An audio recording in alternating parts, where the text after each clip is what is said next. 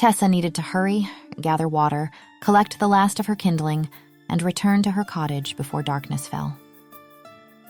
3 months in these woods, and still the approaching winter terrified her. Each day grew shorter, colder, each night stretched longer. But then a sound carried over the rushing current of the river, so faint she nearly missed it beneath the water's constant murmur. She paused, water dripping from her fingers. There, again, a high frightened whimper. Tessa squinted against the fading light. Halfway across the swollen river, a fallen log had snagged against rocks, creating a small island in the churning water. Atop it, a dark shape trembled, a wolf pup, no bigger than a loaf of bread, its wet fur plastered to its tiny body. As she watched, the pup tried to stand, its paw slipping on the slick bark. It tumbled, nearly falling into the current before catching itself. Another weak cry echoed across the water. "Where is your mother?" Tessa whispered, scanning the opposite shore. The forest stood silent, no adult wolves in sight. Just the pup, alone, as the first fat raindrops began to fall. The sensible choice was clear: turn away, return to her shelter. She had barely enough food for herself. Winter would be merciless enough without another mouth to feed. The wolves of this forest were not her concern. Yet she remained frozen, watching as the pup's frightened eyes met hers across the water. The log shifted slightly. The current wouldn't keep it trapped forever. "Foolish girl," Tessa muttered to herself, already untying her boots. She set them carefully on the bank beside her water skin. The cloak followed, folded hastily to keep it dry. The shock of cold water against her skin forced the air from her lungs. The river, fed by mountain snowmelt, numbed her feet instantly, then her calves as she waded deeper. Her skirt billowed around her, suddenly heavy, fighting every step. "Stay," she called to the pup, as though it might understand. "Don't move." The stones beneath her feet grew slippery, the current stronger as she pushed forward. Halfway now, the water reached her waist, stealing her warmth, pulling at her like hungry hands. One wrong step and she'd join the pup in its predicament, or worse. The log shifted again. The pup whimpered louder, scrabbling with its paws. "Almost there," Tessa gasped, each breath sharp in her chest. 3 more steps. 2. Her fingers grazed rough bark, then closed around the log's edge. The pup cowered, showing tiny teeth. "I won't hurt you," she whispered. "Let me help." Something in her voice, or perhaps simple desperation, made the creature still as she reached out. Its body was shockingly light as she lifted it, a bundle of wet fur and trembling limbs. She cradled it against her chest, its rapid heartbeat pulsing against her own. The return journey felt twice as long, the current stronger, her legs leaden with cold. When her foot finally touched the muddy shore, relief flooded through her, quickly followed by the realization that the rain now fell in earnest. Tessa gathered her belongings with one arm, keeping the pup secure against her body with the other. Blood smeared her skin where its paw had been cut on something sharp. "You're safe," she murmured, wrapping her cloak around them both. "I have a fire waiting, food, not much, but enough to share." The pup nestled closer as she walked, seeking her warmth. For the first time in months, the weight of another living creature against her heart made Tessa's isolation feel less absolute. Lightning split the darkening sky, illuminating her path through the trees. In that brief flash, the forest around her seemed to stir, shadows moving in ways that couldn't be explained by wind alone. But when darkness fell again, there was only the sound of rain on leaves and the soft breath of the creature in her arms. Tessa quickened her pace, unaware that her simple act of mercy had been witnessed by eyes hidden among the ancient. Chapter 1. Morning light filtered through the cabin's single window, casting a warm glow across the rough-hewn floor. Tessa stirred the embers on the hearth with a stick, coaxing the dying fire back to life. A small pot of water hung from an iron hook, beginning to simmer. The wolf pup lay curled on her only blanket, watching her with those strange amber eyes. "You're looking better," she murmured, reaching for a pouch hanging from a nail on the wall. Inside was the last of her dried venison, precious food she'd been saving for harder days. She hesitated, then broke off a small piece. "I suppose we both need our strength." The pup's nose twitched. It rose shakily, testing its injured paw before limping toward her outstretched hand. "Careful now," she said, smiling despite herself as the pup sniffed her fingers. "I don't have much to spare." The cabin was hardly more than 4 walls and a roof, a hunter's shelter long abandoned before she'd stumbled upon it. She'd swept away years of dust and cobwebs, patched the leaking roof with branches and moss, and made it something approaching habitable. Herbs hung from the rafters, wild mint, feverfew, and blackberry leaves she'd gathered from the forest. A pile of kindling stood in one corner, a wash basin in another. Her few possessions, a change of clothes, a knife, 2 books on herbs and healing, sat neatly arranged on a crude shelf. No silk sheets, no silver hairbrush, no lady's maid to dress her each morning, no father arranging her marriage to a king thrice widowed under suspicious circumstances.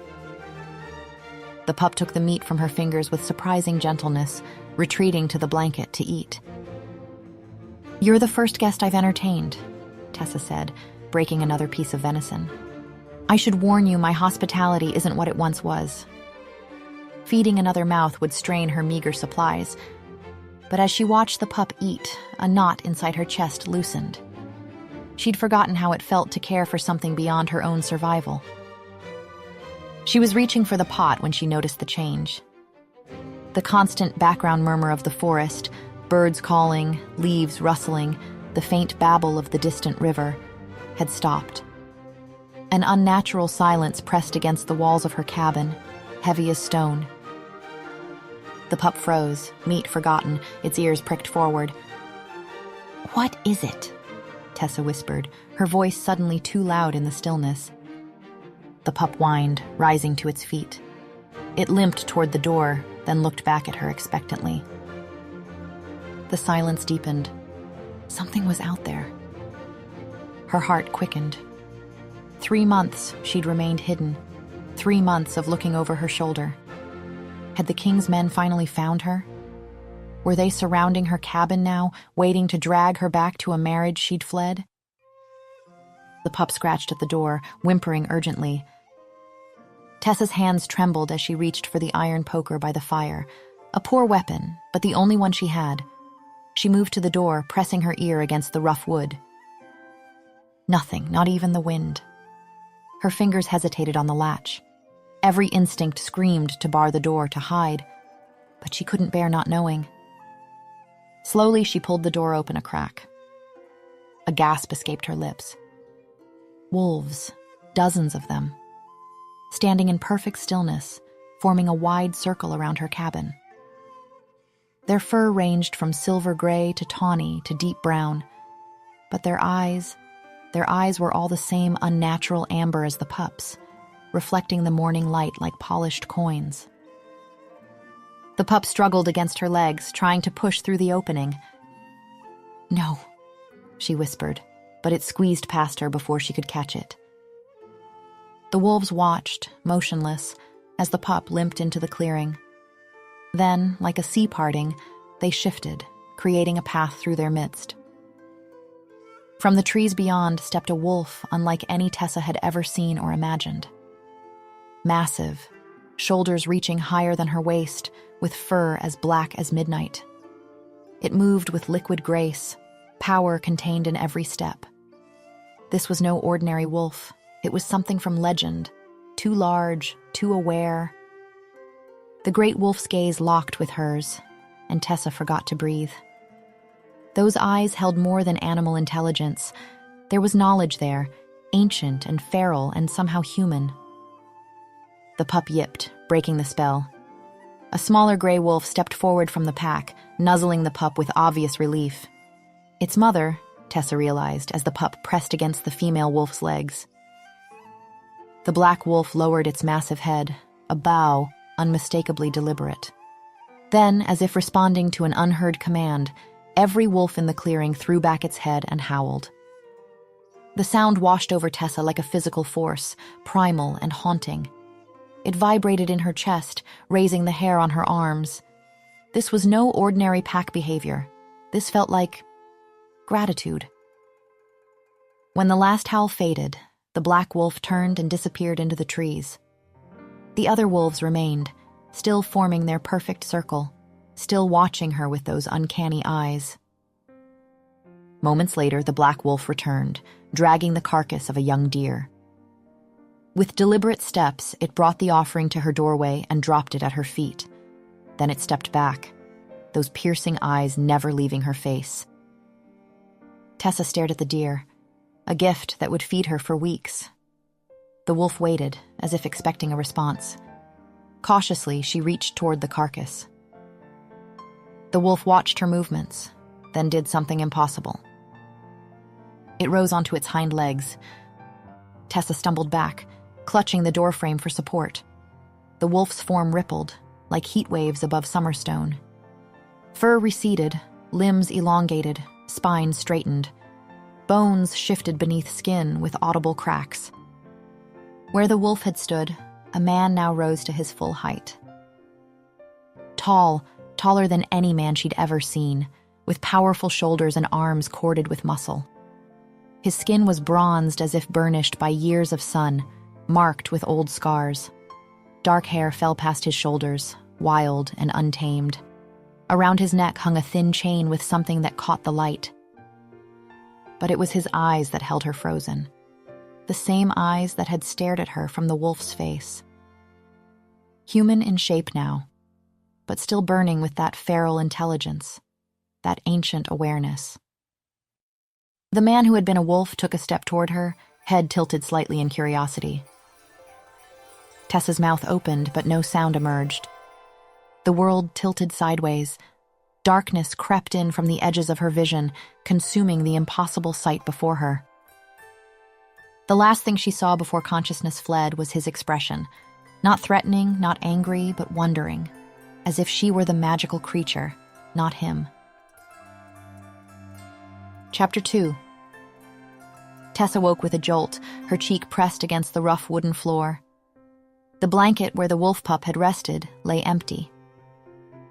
"A dream," she whispered, pressing fingers to her temples. It was just a dream. Men didn't transform from wolves. Packs didn't surround cabins in perfect formation. Such things belonged in the fairy tales her nurse had whispered on winter nights, not in the waking world. Yet something nagged at her. A memory too vivid, too detailed to be conjured by sleep. Those eyes, burning with intelligence. The naked man standing where the wolf had been, regarding her with predatory intensity. Tessa rose unsteadily and moved to the door. Her hand hesitated on the latch, a flutter of fear in her chest. What if he was still there, waiting? She drew a steadying breath and pushed the door open. The morning air struck her face, crisp with autumn's bite, and there, on the ground before her cabin, lay the evidence she couldn't deny, a deer carcass, its neck bearing the unmistakable puncture marks of massive fangs. Blood had soaked into the earth beneath it, still fresh enough to glisten in the morning light. Her knees weakened. Not a dream, then. Somewhere in these woods lived a creature of impossibility, a man who became a wolf. And he had brought her this offering like a courtier might bring flowers, only his tribute was paid in flesh and blood. But why? What did he want from her? Tessa approached the deer cautiously, glancing repeatedly at the tree line. The forest stood silent, revealing nothing, but she couldn't shake the sensation that eyes watched her from the shadows. His eyes. The deer was a young doe, plump with summer feeding, enough meat to last well into winter if properly preserved. A gift that could mean the difference between survival and starvation. She dragged it toward the old woodshed behind the cabin, the weight of it requiring her full strength. Twice she paused, certain she'd glimpsed movement among the trees, but each time saw nothing when she looked directly. Still, the sensation of being observed never faded, as if the forest itself had developed a consciousness focused entirely on her. At her workbench, her hands moved automatically as her mind raced, cutting away the hide with practiced motions her father had insisted she learn. "No wonder you were so eager to sell me to a king with bloody hands," she muttered, slicing methodically. "You never saw me as more than meat yourself." The work was messy, but familiar.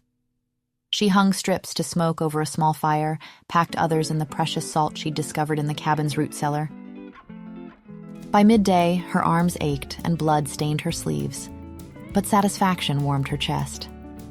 She would survive the winter now, regardless of what price the wolfman might eventually demand. As she washed blood from her hands in a basin, the sensation intensified, a prickling awareness between her shoulder blades, raising the fine hairs on her neck. Not just watching now, but closer.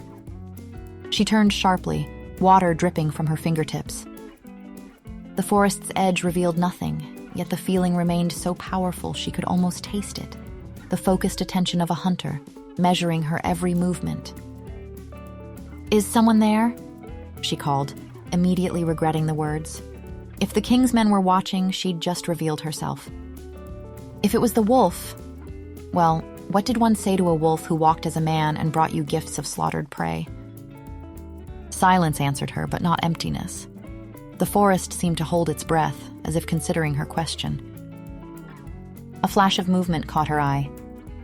There, between two ancient oaks, stood the black wolf. His eyes, golden as harvest moons, watched her with an intensity that felt almost like physical touch. Tessa's heart thundered in her chest. Those jaws could crush her throat before she took a single step in flight. Yet something deeper than fear kept her rooted: curiosity, wonder. Slowly, feeling foolish even as she did it, Tessa raised her hand in greeting. The wolf made no response to the human gesture. His gaze remained fixed, traveling from her face down the length of her body and back again, measuring her in some way she couldn't comprehend, or perhaps in a way she understood all too well. For a long moment, they stood locked in silent acknowledgement. Woman and wolf, prey and predator, each wary, each fascinated by the other. Then, with fluid grace, he turned and loped away between the trees. Tessa released the breath she'd been holding, her empty hand still raised in the air. Her skin felt flushed, her pulse racing as if she'd run for miles. She gathered her fallen bundle of wood with trembling fingers, suddenly aware of a feeling she couldn't name. As if something momentous had nearly happened, but had slipped away at the last moment. Something that would return as inevitably as the tide. Chapter 3. Tessa stood at her cabin doorway, surveying the white landscape with worried eyes. Winter had arrived and her herbs were depleted, the yarrow and willow bark nearly gone. She'd need to venture deeper into the forest today, to a sheltered ravine where evergreen herbs might still survive beneath the snow. Wrapping her cloak tightly around her shoulders and tucking a small digging tool into her belt, she set out. The journey was arduous, each step sinking deep into fresh powder. By midday, she'd reached the ravine, a steep-sided gully where wind-swept rock kept the snow shallow. Tessa knelt, scraping away snow with gloved hands. Her fingers worked quickly, filling her small pouch with precious findings. So absorbed was she in her task that the voices reached her too late. "Tracks lead this way. Someone's been through here recently." Tessa froze, her breath catching, men's voices growing closer. Tessa scrambled behind a fallen log, pressing herself against cold bark. Through gaps in the deadwood, she saw them. 3 men in the unmistakable crimson and gold of King Sohan's royal guard. Her heart hammered against her ribs. 3 months hiding, and still he hunted her. "Sir, look there." One guard pointed toward her abandoned digging spot. "Someone was just here." The leader approached, kneeling to examine the freshly disturbed earth. His gloved hand reached out, lifting her forgotten herb pouch. "Still warm," he said. "The quarry is close." Tessa pressed a hand to her mouth, stifling a whimper. They were tracking her, specifically her. Not random patrols, but men sent to bring her back to the king. The third guard spotted her tracks in the snow. "This way," he called, following the depressions that led directly to her hiding place. No choice. Tessa burst from concealment, startling the men with her sudden movement. She bolted through the trees, snow hampering each desperate stride. "There, it's her, Lady Tessa!" The guards crashed through the forest behind her, gaining with each step. She couldn't lead them to her cabin. It was all she had, her only sanctuary against the deadly winter. The river. If she could reach it, cross where the ice was thick enough, perhaps she could lose them. Tessa veered sharply, heading toward the sound of rushing water. Just a few more steps. Her ankle twisted violently as her foot plunged through hidden snow into a rabbit hole. White-hot pain shot up her leg as she fell, and before she could rise, heavy hands seized her arms, dragging her upright. "Lady Tessa of House Mercer," a guard intoned formally. "By order of His Majesty King Sohan, you are commanded to return to the palace and fulfill your marriage vows." "No!" Panic clawed at her throat. "He'll kill me like the others. You know he will." The guards exchanged uncomfortable glances, but their grip didn't loosen. "We have our orders, my lady," the leader said. "The king wants his bride returned unharmed." "For how long?" Tessa demanded, struggling against their hold. "Until I'm with child. Until I've served my purpose. Have mercy." "Just following orders," the second guard muttered. They began to drag her back toward the forest. Her injured ankle screamed in protest, tears of pain and desperation freezing on her cheeks. A low rumbling growl stopped them all. There, on the riverbank, stood the massive black wolf. Snow melted around his paws from the heat of his body. His teeth gleamed, bared in a snarl that promised death. "Wolf!" the leader shouted, releasing Tessa to draw his sword. "Stand back!" The beast launched forward with impossible speed, a blur of midnight fur and terrible purpose. The guard's sword swung, but the wolf was already past his defenses, jaws closing around the man's arm with a sickening crunch of bone. The other men released Tessa, drawing their weapons, but the wolf was a whirlwind of savage movement, too fast, too strong, too precise in his attacks. One guard fled, disappearing into the trees with a cry of terror. The leader staggered back, his broken arm hanging useless at his side. "Demon!" he gasped, stumbling away. "We will return with silver and fire!" Then they were gone, leaving only trampled snow and drops of blood behind them. The wolf stood panting in the sudden silence, steam rising from his muzzle. Blood stained his jaws, dripping onto the pristine snow beneath him. Slowly, he turned toward Tessa, those golden eyes finding hers. No longer was there any confusion about what this creature was, not merely animal, not merely predator, but something ancient and terrifying in its perfect violence. Tessa could not run, could not fight, could only watch as death or salvation approached. "Please," she whispered, her young voice breaking with fear. "Don't eat me." The air around the wolf rippled like heat above summer stones. Fur receded, limbs elongated, and where the beast had stood, the man now rose, naked and magnificent against the white landscape. Tessa averted her eyes instinctively, then found them drawn back as if pulled by some invisible force. In daylight, she could see him clearly, the powerful muscles shifting beneath his skin, the strange pendant hanging from the chain around his neck. He approached, and each step was measured, deliberate, like a hunter stalking prey that had nowhere to run. "Thank you," Tessa murmured, "for saving me." He tilted his head, studying her words. A smear of guard's blood still marked his lower lip. "Can you understand me?" she asked, fighting to keep her voice steady. No response came from his lips, though his eyes narrowed slightly. "Do you have a name?" she tried again. He knelt before her in the snow, seemingly unbothered by the cold against his bare skin. His gaze traveled from her face down to her ankle, then back up again in a slow appraisal that left her skin tingling beneath her wet clothes. He reached out one hand, hesitating just before touching her injured ankle. His fingers were stained with blood, yet surprisingly elegant. A killer's hands capable of both violence and, perhaps, gentleness. "It's not broken," she told him, unsure if he understood. "Just twisted. I can—" Before she could finish, he scooped her into his arms as if she weighed nothing, cradling her against his bare chest. Tessa gasped, her hands instinctively flying to his shoulders for balance.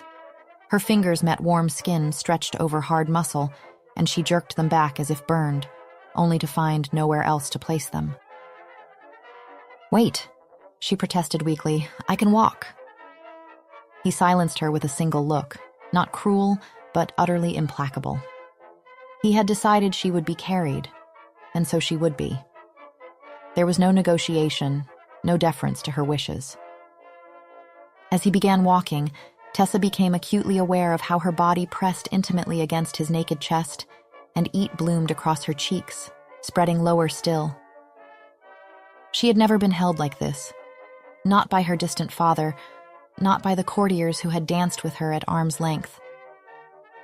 Her heart thundered so loudly she was certain he must hear it, must feel it where her body pressed against his.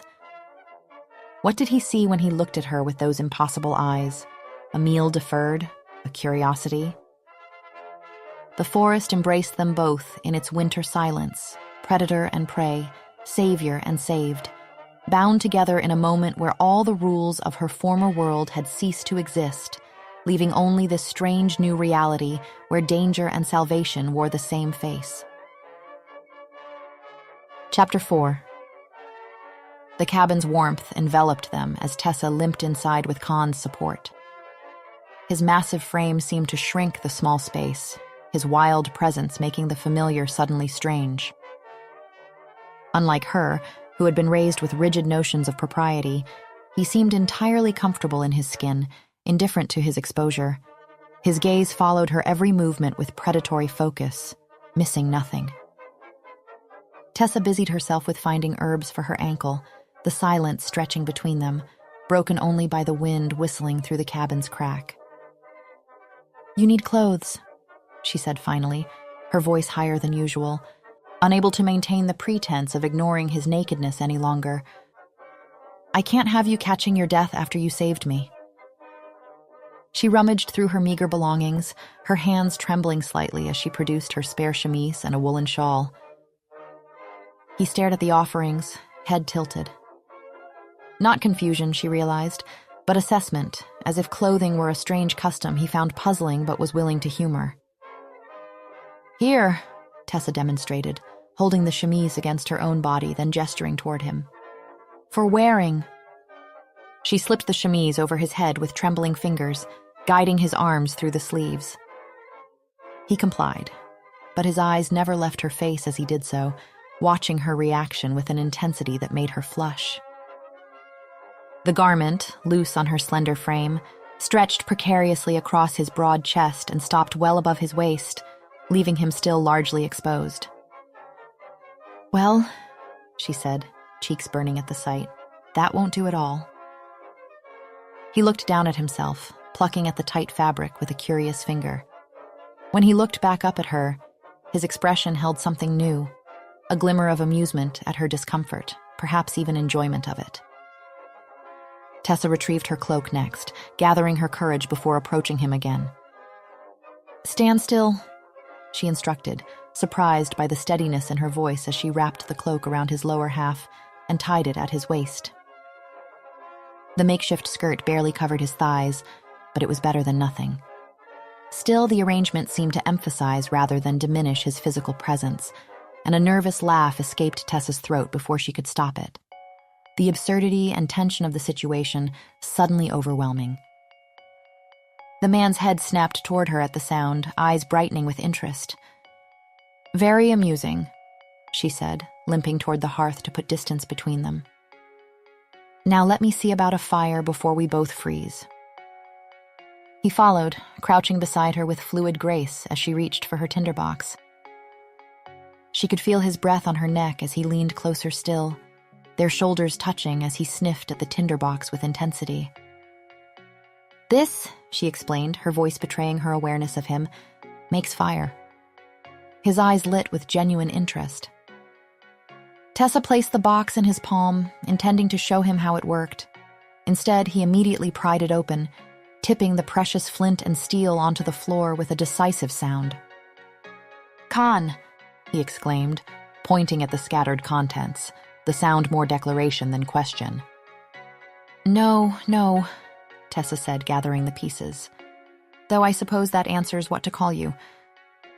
She arranged kindling in the hearth, acutely aware of how close he sat, how his eyes missed nothing. Not the quickening of her pulse at her throat, not the flush that had spread from her cheeks down her neck, not the way she shifted unconsciously toward and away from him in equal measure. "Fire is important," she said, speaking clearly as she struck the flint, desperate for distraction. "Fire keeps us warm, like this, see?" Sparks flew, catching the dried moss. Tessa bent forward, blowing gently until tiny flames flickered to life. Khan's reaction was immediate. He inched forward, reaching toward the growing flames with the confidence of one who has known fire before. "Careful!" Tessa caught his wrist, instinct overriding her wariness of touching him. "It's hot. It will hurt you." Khan went utterly still, his attention shifting completely from the fire to the point where they connected. Slowly, deliberately, he turned his hand until their palms met, fingers aligning.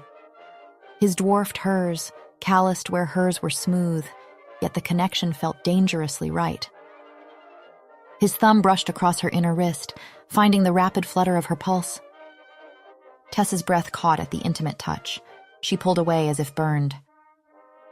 "Fire," she said, pointing to the dancing flames. "This is fire." Khan leaned forward, eyes reflecting the golden light. "And I'm Tessa," she encouraged, putting more space between them. She pointed to herself, retreating to the safety of formal introduction. "Tessa, Tessa."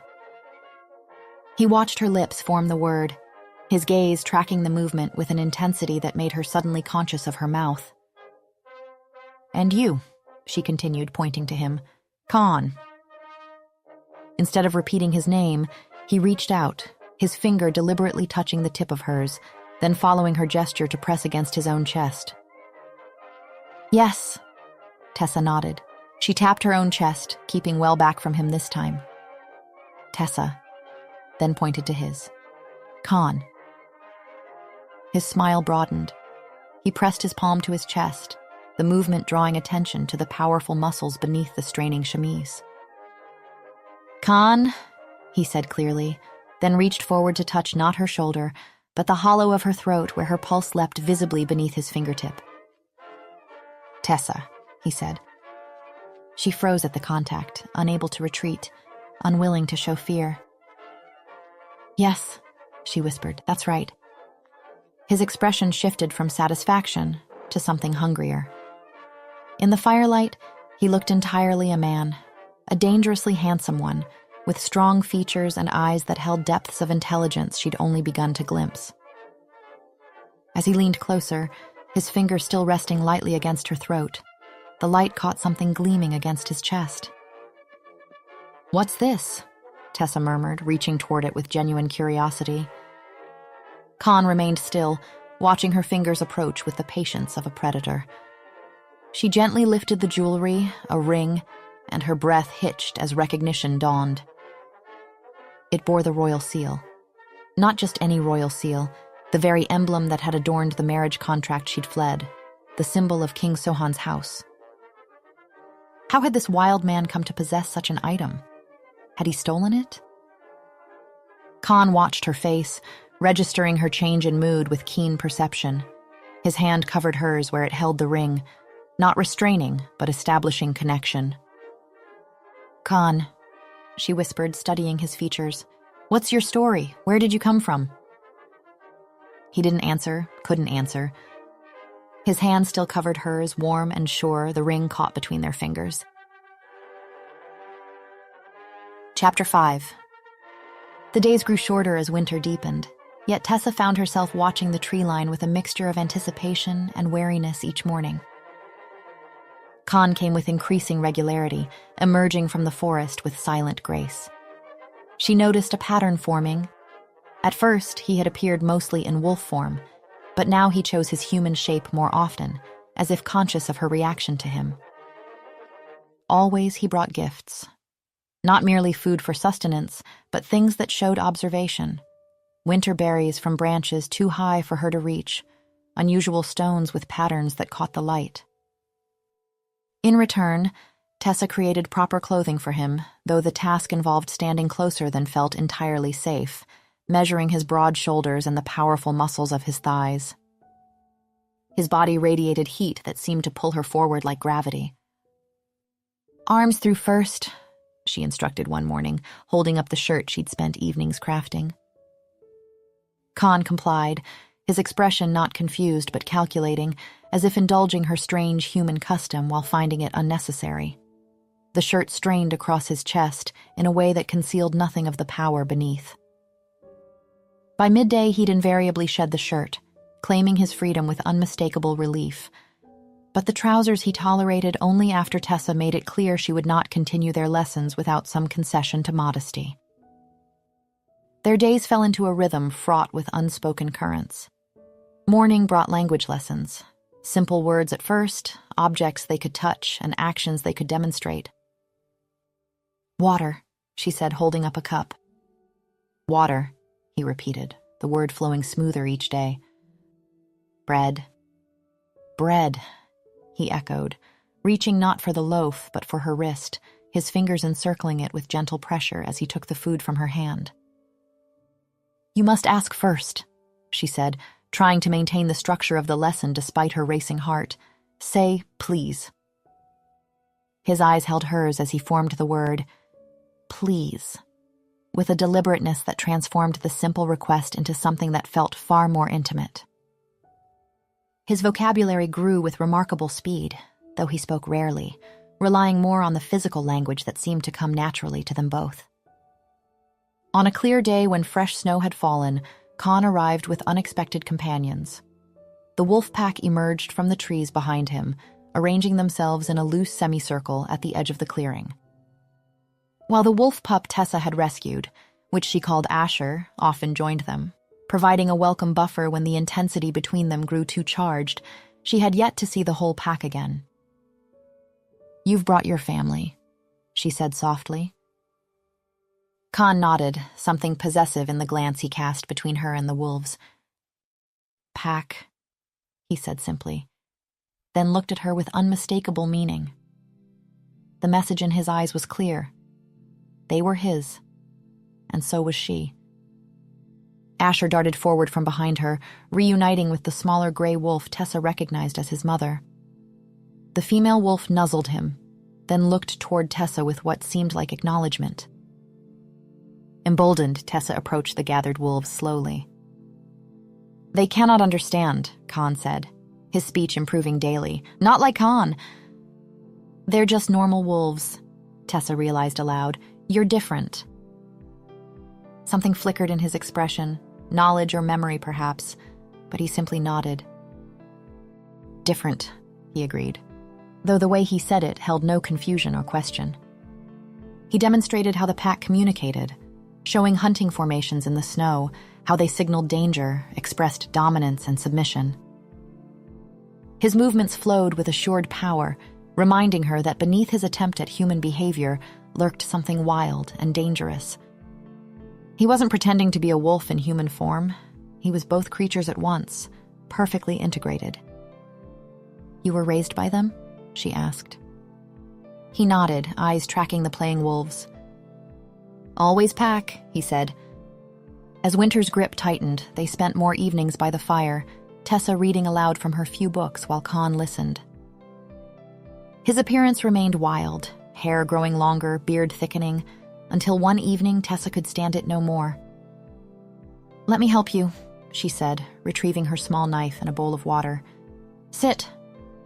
Khan settled before the fire, his posture relaxed yet alert, like a predator at rest. She knelt behind him, acutely aware of his stillness, not passive, but watchful, allowing her approach to his vulnerable neck only through choice and trust. With careful movements, she began trimming his dark hair, her fingers sliding through the surprisingly soft strands. Unlike the rest of him, his hair felt civilized, almost silken. "Keep still," she murmured, though the instruction was unnecessary. He remained motionless except for the steady rise and fall of his breathing. When she'd finished with his hair, she hesitated before moving to face him. This next part would require closer proximity, a level of intimacy that sent warning signals fluttering through her stomach. Drawing a steadying breath, she knelt before him. "Now for this," she said, gesturing to his beard. "Don't move." With one hand steadying his jaw, she worked carefully with the knife, revealing the strong lines of his face one stroke at a time. The heat of his skin burned against her palm, and his eyes never left hers. As the last of the beard fell away, Khan's features emerged with startling clarity, the high cheekbones, the strong jaw, the sensual curve of his lips. He was beautiful in a fierce, untamed way that dried her mouth and quickened her pulse. "All done," Tessa whispered, her voice betraying her. Khan raised a hand to his smooth face, exploring the change with deliberate fingers. His eyes darkened as he watched her watching him, something primal and knowing in his gaze. Then, with slow purpose, he reached for her hand and drew her fingers to his face. He guided her touch along the contours she had revealed, the sharp angle of his jaw, the hollow of his cheek, the unexpected softness of his lower lip. Her fingertips tingled where they met his skin, and she watched, mesmerized, as his eyes half closed at her touch. For a suspended moment, they remained frozen in this shared exploration, the firelight dancing across their faces. Tessa couldn't remember when anyone had looked at her with such naked desire. Khan leaned forward, closing the distance between them until she could feel his breath mingling with her own. His head dipped lower, but instead of finding her lips as she half expected, half feared, he pressed his face to the curve where her neck met her shoulder. He breathed deeply, his nose tracing along her skin, one powerful hand curled around her waist. Tessa remained still, her pulse hammering beneath his attention. His hair brushed her chin, his warmth enveloping her like a physical thing seeking entry. For several heartbeats, she allowed the strange intimacy, a part of her responding to the ancient language his body spoke to hers. But when the softness of his mouth pressed higher to the pulse point at her throat, awareness crashed through her. "No," she gasped, pulling back. "We can't. This isn't proper."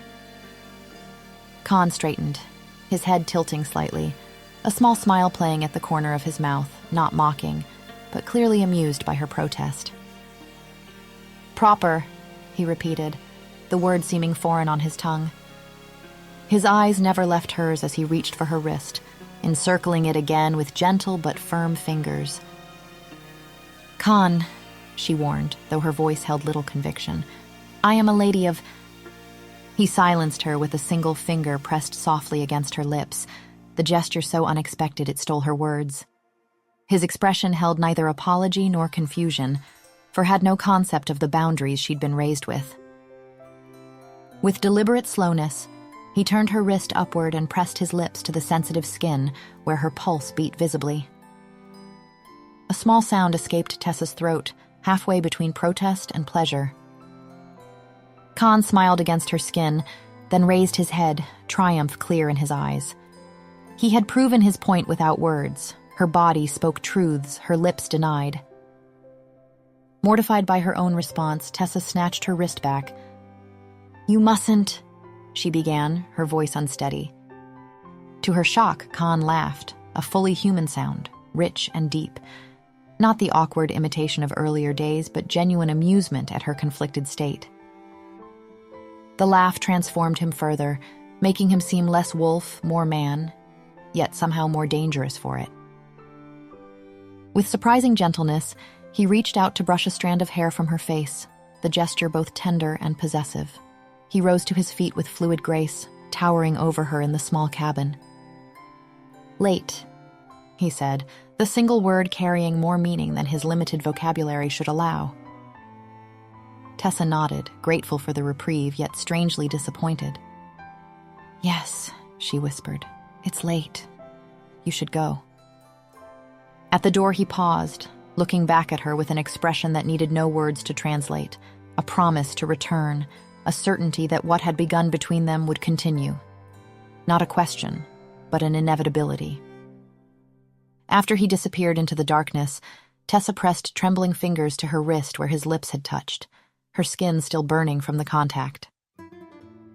3 months ago, she had fled a king's palace in terror of what her wedding night might bring.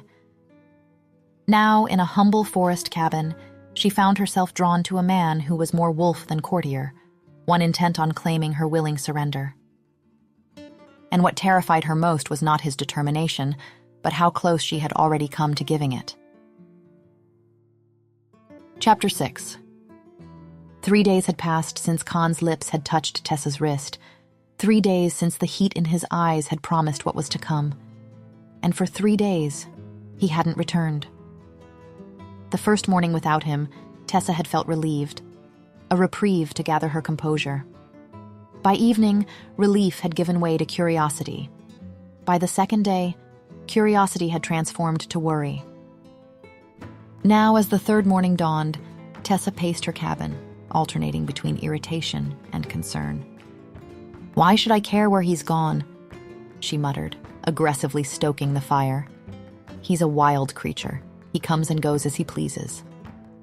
Yet she found herself pausing at every sound, her eyes drawn repeatedly to the window. When had his daily visits become so essential? When had his absence become a physical ache?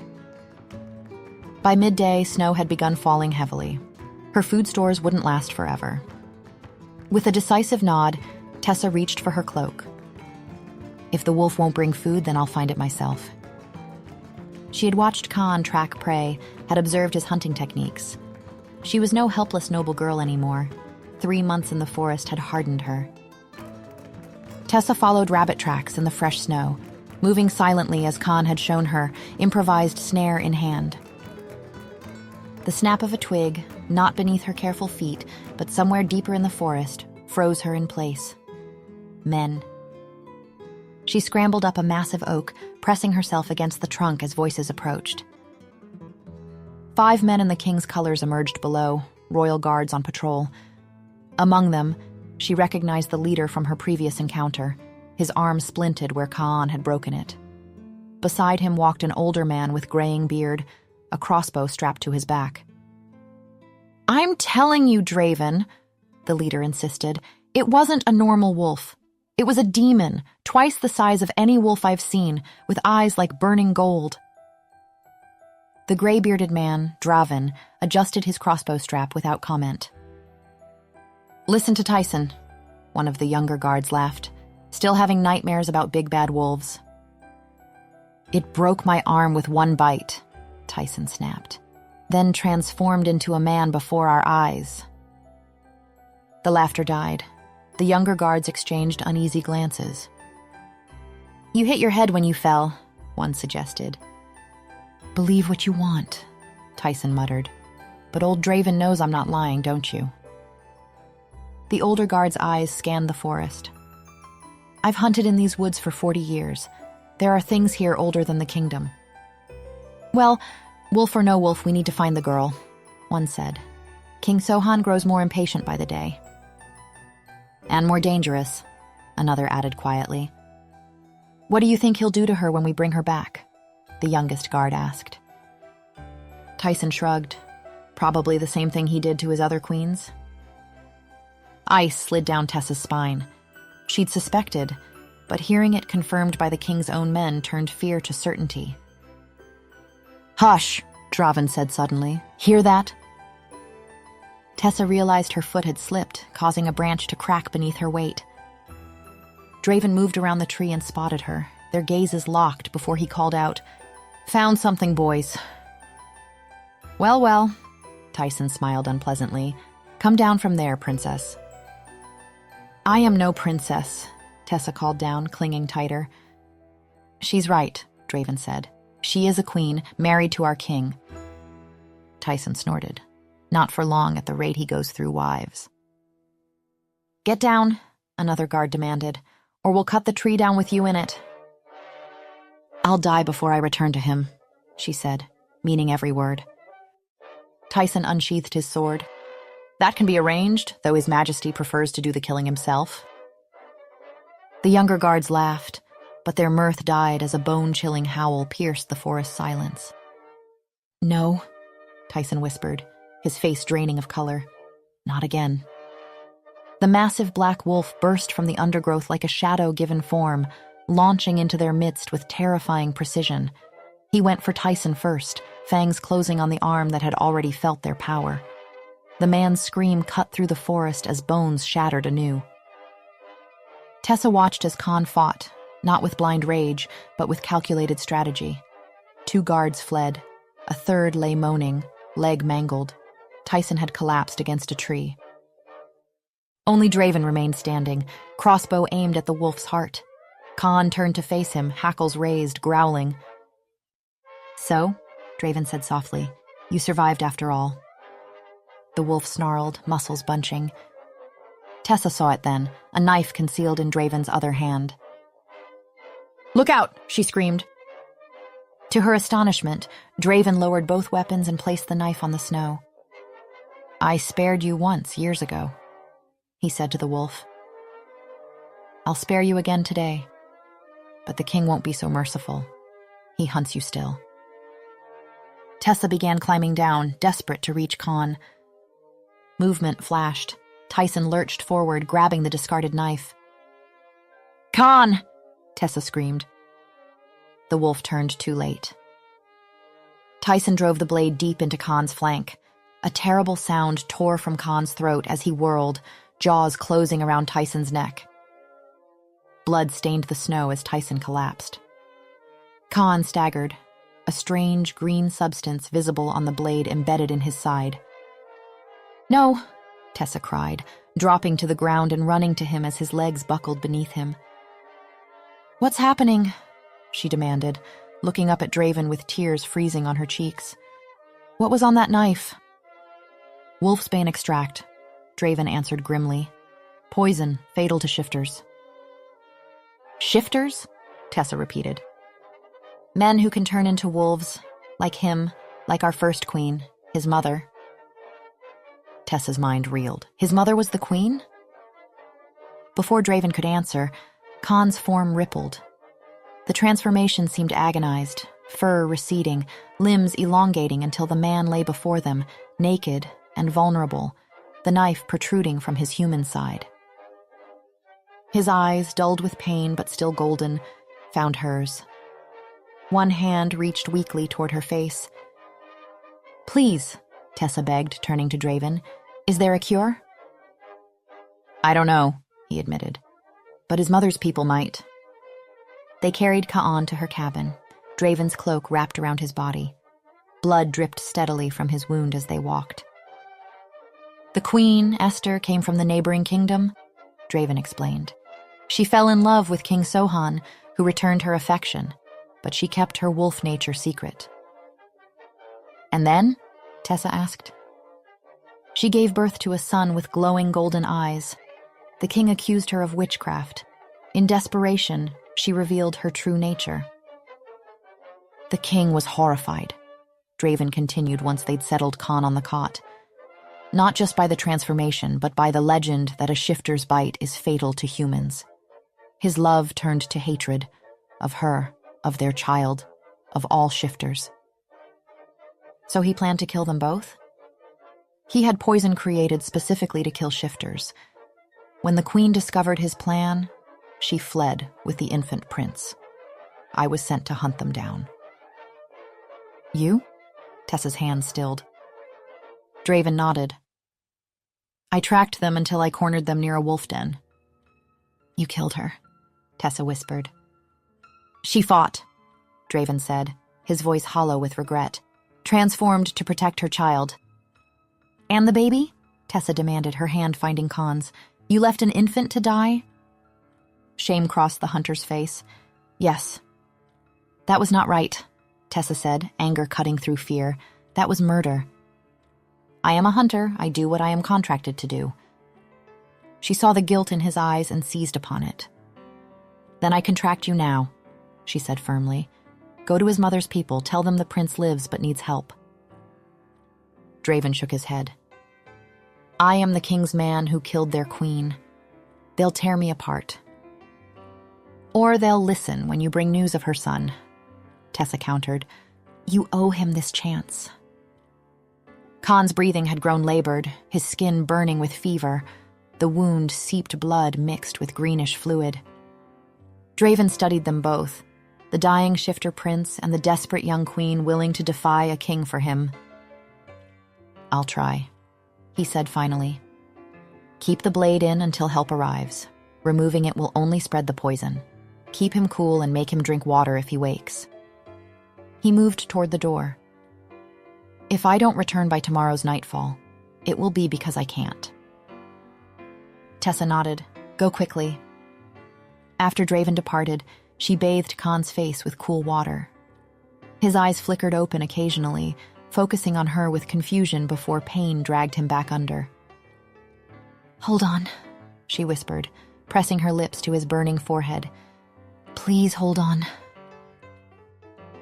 Chapter 7.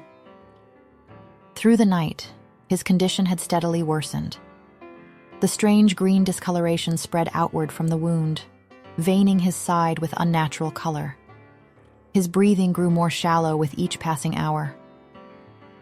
Draven had not returned, and Tessa's hope faded with the stars. If help was coming, it would have arrived by now. I won't let you die, she whispered, smoothing sweat-dampened hair from his forehead. I won't. She had studied healing texts secretly when her father deemed such knowledge unsuitable for a future queen. If Draven couldn't bring help, she would create her own remedy. Tessa stepped outside where movement caught her eye. Asher, the wolf pup she'd rescued, now nearly full-grown. He's dying, Tessa told the wolf. I need to find herbs to help him. To her surprise, several more wolves materialized from the forest, forming a loose semicircle around her, Khan's pack. Without their alpha, they seemed uncertain, wary, yet they hadn't fled. I need winter root, she explained, and blood moss, fever fern. Asher tilted his head, then turned toward the trees, looking back expectantly. You'll help me?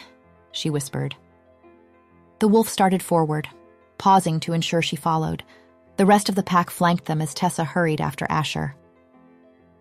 He led her to places she would never have found alone, and by midday, her pouch bulged with healing plants.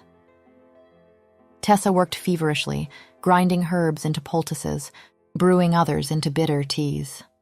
The knife remained in Khan's side, as Draven had instructed, but she packed healing pastes around it. Hours passed with no change. Night fell, and still Tessa worked, replacing poultices, bathing his fevered skin. The wolves remained outside, occasional howls breaking the silence. Near midnight, Khan's breathing faltered, then stopped altogether. Panic clawed at Tessa's throat. No, she sobbed, pressing her hands to his chest. Don't you dare leave me. She struck his sternum with her fist, once, twice, desperate to restart his heart. On the third blow, he gasped, a ragged intake of breath. His eyes flew open, golden and confused, before sliding shut again. But he breathed, he lived. By morning, his fever had broken. The green tendrils had receded, leaving only a faint discoloration around the wound. She'd done it. Against all odds, she'd saved him. After careful deliberation, Tessa finally removed the knife, applying fresh poultice immediately to the bleeding puncture. As the immediate danger passed, Tessa became acutely aware of other concerns. Khan lay mostly uncovered, only a thin sheet preserving his modesty. His powerful chest rose and fell with each breath, no longer labored, but deep and even. She needed to clean him again, to check the wound. Yet now, with death no longer hovering at her shoulder, she found herself suddenly shy, overly conscious of his nakedness beneath the sheet. With trembling hands, she dipped a cloth into clean water and began to bathe his face, his neck, his shoulders. She could no longer deny the way her pulse quickened when she touched him, the heat that pooled low in her belly when his skin met hers. She bit her lip, watching the steady rise and fall of his chest. What future could they possibly have?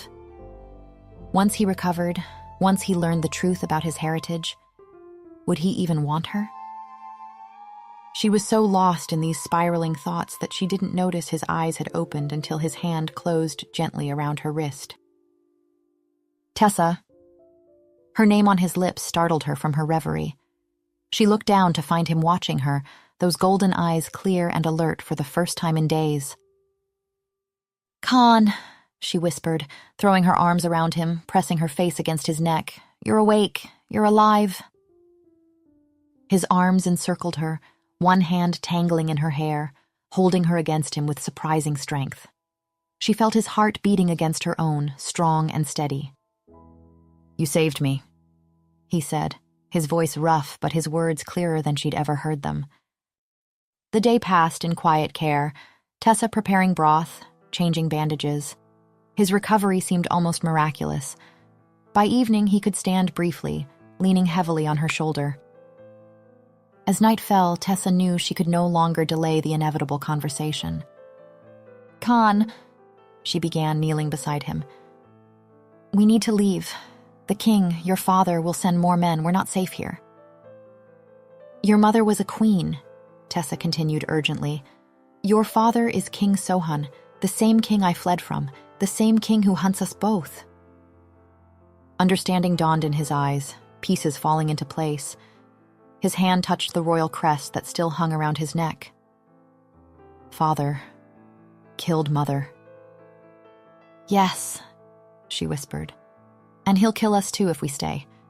We have to go now. Find your mother's people." But Khan wasn't listening to her words.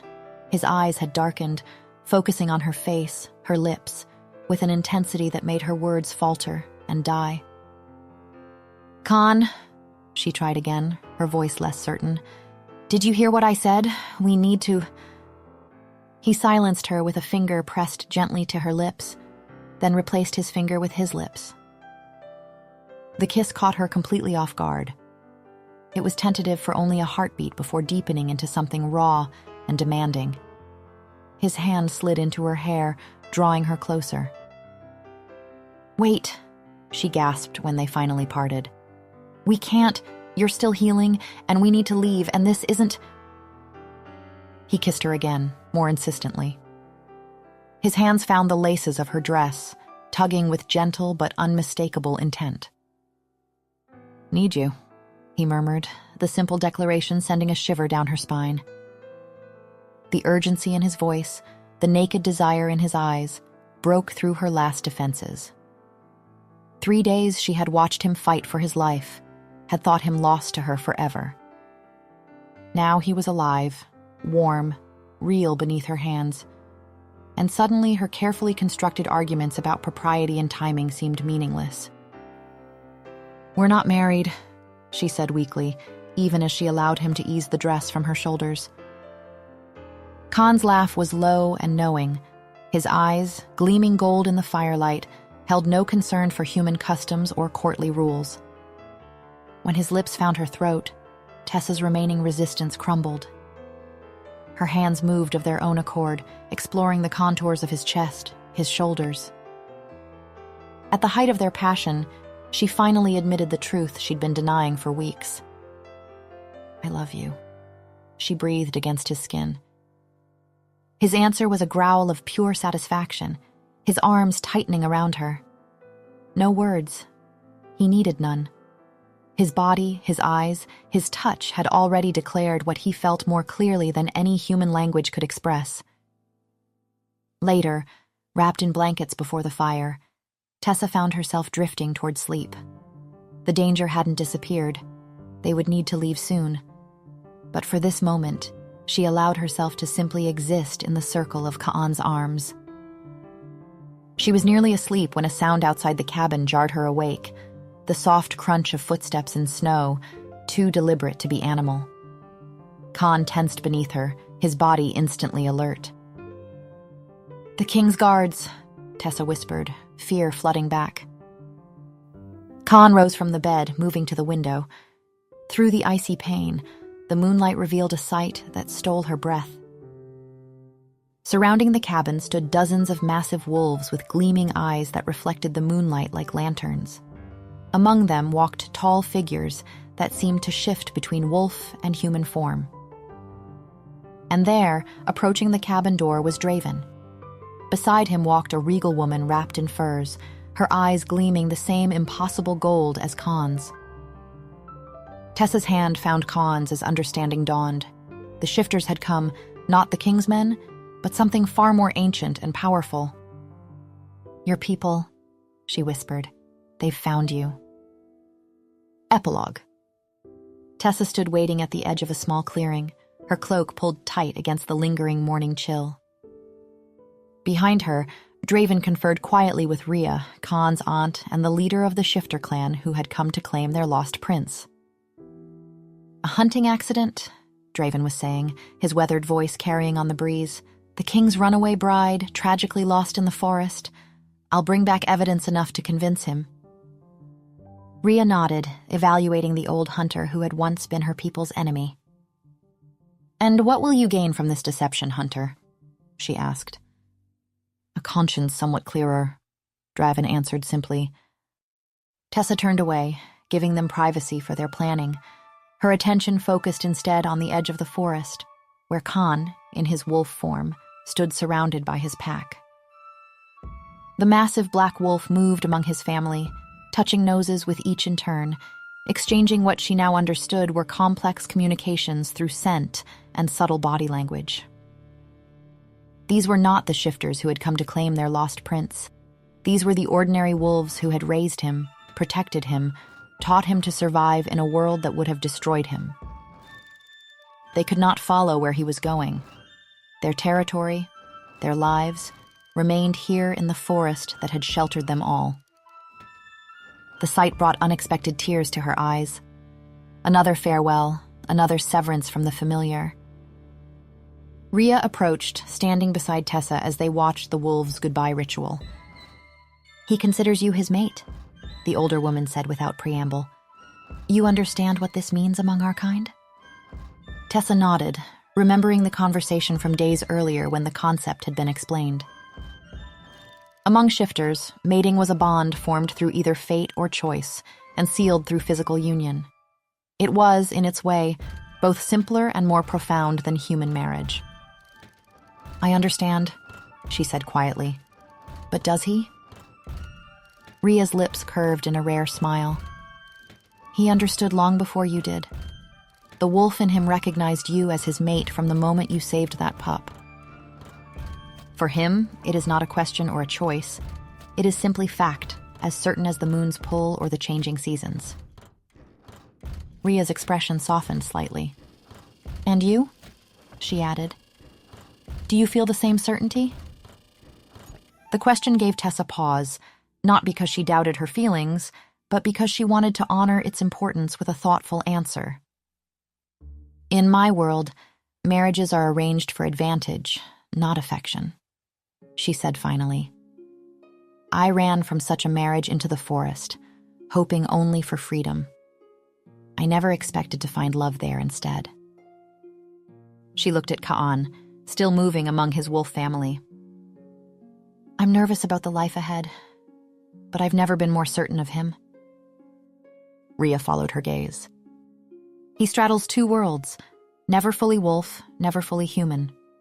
Now you will do the same," she said. "Yes," Tessa agreed, "but we'll do it together." The largest of the wolves, an aging female with silver threading her muzzle, approached Ka'an one final time. She pressed her head beneath his jaw in what Tessa had learned was a gesture of submission and respect. The rest of the pack followed, acknowledging their alpha one last time before he departed their territory forever. Only Asher, the wolf pup Tessa had rescued that fateful night, remained apart from the ritual. When the other wolves began to retreat into the forest, he stayed, watching Kaan with evident confusion. Kaan padded toward Tessa, his massive form fluid with power and grace.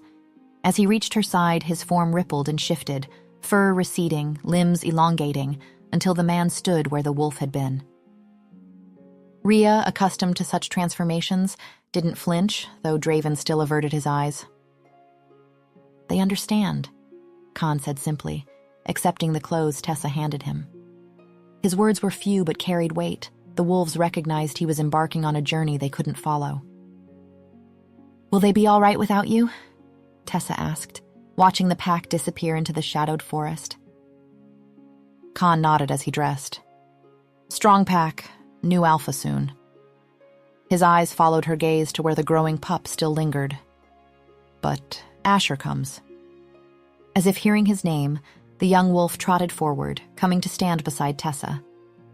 He nudged her hand with his muzzle, and she scratched behind his ears with familiar affection. "He's chosen you," Kaan explained, watching the interaction with evident approval. "Young wolves sometimes leave, find new pack." Tessa took a deep breath, looking once more at the kingdom she was leaving behind. Not just a place, but an identity. Noble woman, almost queen, dutiful daughter. "Ready?" Kaan asked softly. Ahead lay uncertainty, a life among people whose ways were still strange to her, whose acceptance wasn't yet guaranteed. But Kaan would be there, and Asher. "Ready," she confirmed, squeezing his hand. Together they turned away from the forest of their first meeting, following Rhea toward the lands where shifters had maintained their ancient ways for generations. Asher trotted at their heels, occasionally darting ahead to scout the path before returning to their sides. Tessa didn't look back. The life behind her had been planned by others. The one ahead would be of her own choosing, wild and uncertain, yes, but freely chosen, and all the more precious for it. As they crested the hill, leaving King Sohan's realm behind, Kaan's hand tightened around hers. They had found each other against impossible odds. A runaway bride and a wolf prince had built understanding in the spaces between words, in the language of presence and protection that transcended human speech. So no words were needed between them now to capture what existed between them. This thing both wild and tender, ancient and new. It lived in the brush of his fingers against her wrist, in the warmth of his body beside hers at night, in the silent promise of his eyes meeting hers across any distance.